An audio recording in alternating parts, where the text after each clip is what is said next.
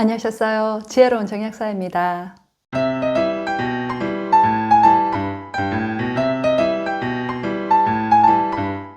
저희 약국에서 건강 상담을 하시는 분들 중에서는 많이 드시지 않아도 속이 늘 더부룩하고 답답하고 소화가 안 되고 또 속이 쓰리다는 분들이 많으세요. 약국에서 가장 많이 찾는 약 중에 하나가 바로 소화제하고 위장약입니다. 하지만 위장약이나 소화제를 오래 먹으면 위 기능이 오히려 떨어진다는 것은 누구나 다 알고 계시죠. 그래서 위염이나 위궤양약을 드셔도 소화가 안 되시는 분들, 병원에서 내시경을 해도 아무 이상이 없는데 늘 속이 더부룩하고 답답하신 분들이나 기능성 소화불량이나 위축성 위염이 있는 분들이 소화제나 위장약에 의존하지 않고 근본적인 원인을 개선할 수 있는 방법을 오늘 알려드리도록 할게요.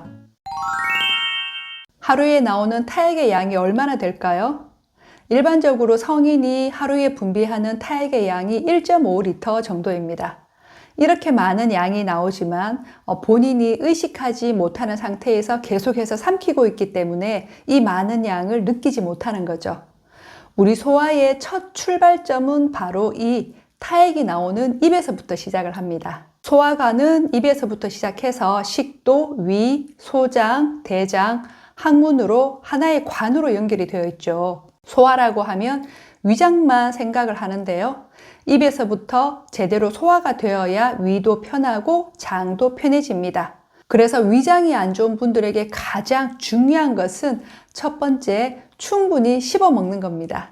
음식이 입에 들어와서 씹기 시작하면 이 뇌에서는 위로 신호를 보내서 소화액을 분비하고 그리고 위장의 연동 운동을 시작할 준비를 합니다.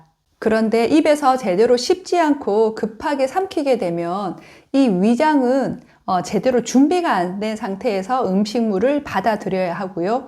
그리고 또 이 타액에 의해서 1차로 소화가 되지 않은 상태로 음식물이 내려오다 보니까 위는 이것들을 소화시키기 위해서 더 많은 에너지를 소모하게 됩니다. 그리고 탄수화물을 분해하는 아밀레이즈는 타액에 가장 많이 들어있고요. 위에서는 분비가 되지 않고 그리고 소장에서 소량이 분비가 됩니다. 그래서 충분히 씹지 않아서 이 타액으로 제대로 소화가 안 된 음식물은 위를 거쳐서 소장에 와서 그 소량의 아밀레이즈에 의해서 소화작용이 일어나는데요. 소화가 안 된 음식물이 많을수록 소장에 오래 머물게 되고 또 이 과정에 소장은 위장보다 온도가 높기 때문에 음식물이 오래 머물면 부패가 되어서 가스가 발생하니까 속이 더 더부룩하고 답답해지고 또 이 가스가 역류하면서 위장을 자극하고 그래서 속쓰림이나 소화불량을 더 심하게 만들어 버리죠. 그래서 소화가 잘 안 되고 가스가 잘 차고 방귀가 잦은 분들은 30번 이상 충분히 씹는 것 그 자체만으로도 이런 증상들이 많이 개선이 됩니다. 위 점막에는 수많은 미세 혈관들이 분포해 있는데요. 그만큼 많은 혈액 공급이 필요하다는 거죠. 소화에 있어서 가장 중요한 것은 위산인데요. 이 위산이 만들어지는 데는 에너지가 많이 쓰이고요. 그리고 또 이 에너지가 만들어지려면 혈액이 충분해야 되고 그리고 이 위산의 원료가 또 혈액입니다. 그래서 위장이 안 좋은 분들이 꼭 신경 써야 할 두 번째는 혈액이 메마르지 않게 하는 겁니다. 만성 위장병을 갖고 있는 분들은 기본적으로 혈 부족이 있습니다. 혈 부족은 빈혈과는 다른 개념인데요. 그것은 혈 부족에 대한 영상을 참고로 보시고요. 소화액은 혈액을 바탕으로 만들어지기 때문에 혈액이 부족하면 소화액도 부족하게 됩니다. 혈액이 메마르게 되면 위장의 혈류량이 줄어들어 위장관 내 적정 온도 유지가 힘들어지고 위장 근육도 혈액을 공급받아 움직이는데 이렇게 혈이 부족하면 위 근육도 제대로 움직이지 못하겠죠. 그리고 철분과 같은 각종 미네랄과 적혈구 생성의 필수 성분인 비타민 12는 위산의 도움으로 흡수가 되는데요. 위산 부족으로 이런 영양소가 흡수가 안 되니까 혈 부족은 더 심하게 되는 거죠. 혈 부족은 위 점막이 만성 염증으로 인해서 얇아지는 위축성 위염의 원인이 되기도 해요. 생고기는 촉촉하고 말랑하고 그리고 탄력이 있잖아요. 하지만 바짝 말라버린 육포는 딱딱하고 납작해져 있죠. 이 위축성 위염도 혈액이나 체액이 메말라 버려서 이 위점막이 얇아진 상태입니다. 원래 구강과 위장 점막의 세포 재생 주기는 최대 3일입니다. 그래서 웬만하면 3일 안에 완전하게 복구가 되는데요. 이렇게 위축성 위염처럼 만성 염증이 있는 상태라면 이 위장 점막을 재생할 수 있는 그 원료인 단백질이나 그리고 이 혈액이 부족한 상태인 거죠. 소화에 있어서 가장 중요한 물질은 위산이죠. 이 위산의 가장 큰 역할은 소화와 살균입니다. 위산은 단백질을 분해시키는 효소인 이 펩신을 활성화시키는데요. 이 단백질이 근육과 효소, 호르몬의 원료로 쓰이죠.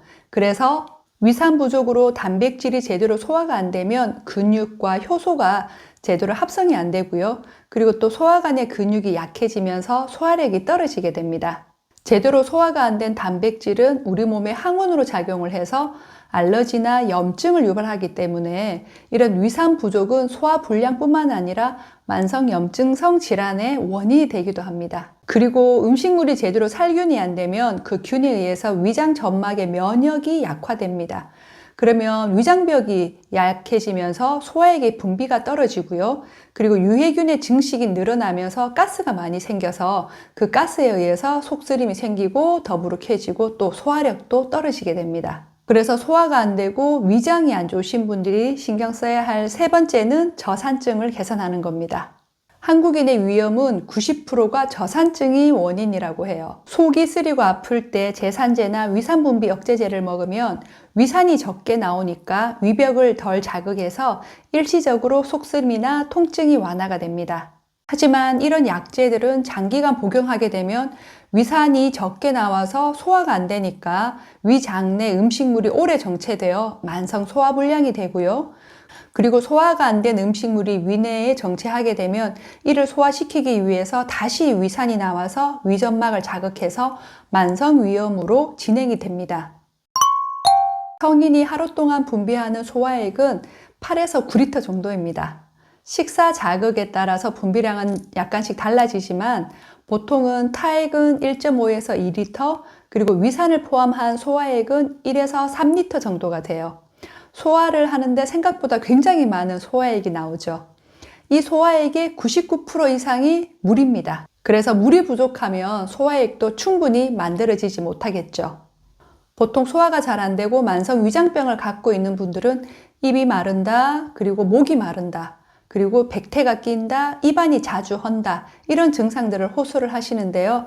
이것은 내 몸이 메말라 있다는 신호입니다. 그리고 위장이 안 좋은 분들은 짜게 먹으면 위에 자극이 된다고 저염식을 하시죠. 그런데 저염식을 하면 소화가 더 안 되고 위 기능이 더 떨어집니다. 그 이유는 소금은 첫째, 위산의 원료로 쓰이고요.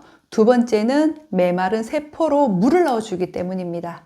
위산을 비롯한 소화액의 정상적인 분비를 돕기 위해서 제가 가장 많이 추천하는 것은 소금물입니다. 소금은 NaCl로 위산 HCl과 그리고 타액과 췌장액의 성분인 중탄산 나트륨인 NaHCO3의 원료가 됩니다.